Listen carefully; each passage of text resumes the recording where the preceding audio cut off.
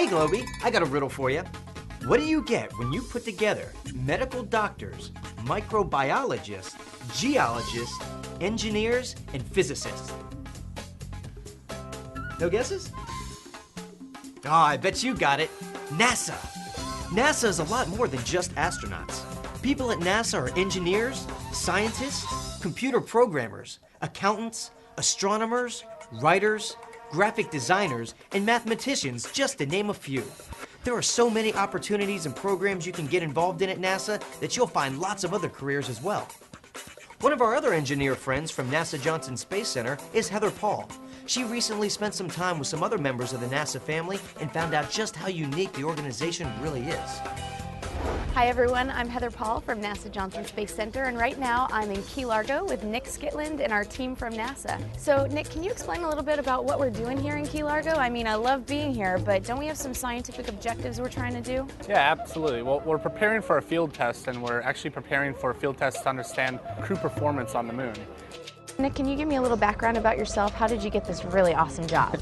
It is a really awesome job, and actually I started as an engineer. I went to school in Indiana, and I started in the NASA Cooperative Education Program as a summer co-op, and I came down here and I had a chance to work on spacesuits, had a chance to work on space station, and I actually had an opportunity to work in the Neutral Buoyancy Laboratory, which is a big pool that we have at NASA, which we do the very similar things. We train astronauts underwater.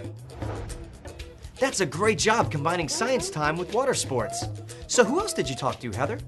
I have Bill Todd with me, who is the mission manager. He is the big man. So how are you doing? Super. Everything's great. Awesome. So we've been enjoying beautiful weather here, but we're here to actually do science and research. So Absolutely. can you talk to me a little bit about what we're doing? This is the facility where the Aquarius habitat, which is the world's only undersea research habitat. It's right here in Key Largo. It's about 5 miles offshore. And it's the closest thing to living in space that we could find anywhere. So Bill, for the folks who are going to watch this interview, what would you recommend that they study if they want to be someone as awesome as you, a mission manager for underwater research that leads us into lunar exploration? You know, that's an interesting question. You can have a background in all different types of things. At NASA, we have people that have done such a wide variety of things in their career before they come to NASA, or they studied different things. The same old adage is true. You know, if you have a grasp of the basic sciences, that truly helps. And if you have the ability to deal in an operational environment and be able to take the science and apply it to an operational environment, those are the things that help us in a project like this. But the team at the Undersea Laboratory wasn't the only group that Heather got to talk to about their careers.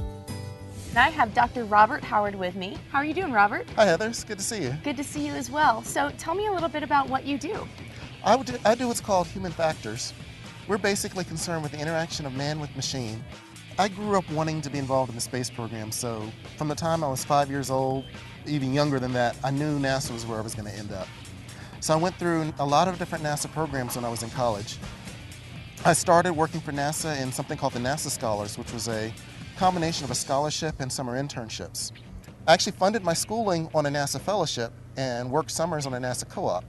So do you feel like all of those experiences with internships and the co-op program really helped you to get a good foundation for the engineering and science that you're doing now? Oh, they were all part of the puzzle. To every degree and every summer internship experience, they all combined together and helped me to do what I'm doing now. Thanks for sharing your experiences, Heather. It sounds like the people you talk to really enjoy their jobs. You know, I've talked to a few of the NASA people we've had here on our world, too. You might remember Andrea Mosey from the Lunar Rock Laboratory. Her advice to students, set your goals high and do your best. Don't limit yourself. Andrea says the best careers are in the sciences. And she should know, her background is in chemistry, math, and geology. And now she works with moon rocks every day. And our friend Eric Weiser reminded me that every single extra I have, from my cell phone to my computer or game box, you name it, was developed, engineered, and built by someone who has a degree in science, technology, engineering, or mathematics. And at NASA, those same careers help send astronauts to the International Space Station or collect important data about climate on our world. I guess the most important thing to remember is NASA is looking for people with a variety of backgrounds who study a variety of subjects and are willing to try new things. I've always loved being an explorer, but after learning so much about the groundbreaking discoveries made by NASA scientists, I may be thinking about a career change. So let's see, Globey. I could be a microbiologist, or a virtual reality technician, a meteorologist, pilot, model builder, astrophysicist, educator turned astronaut.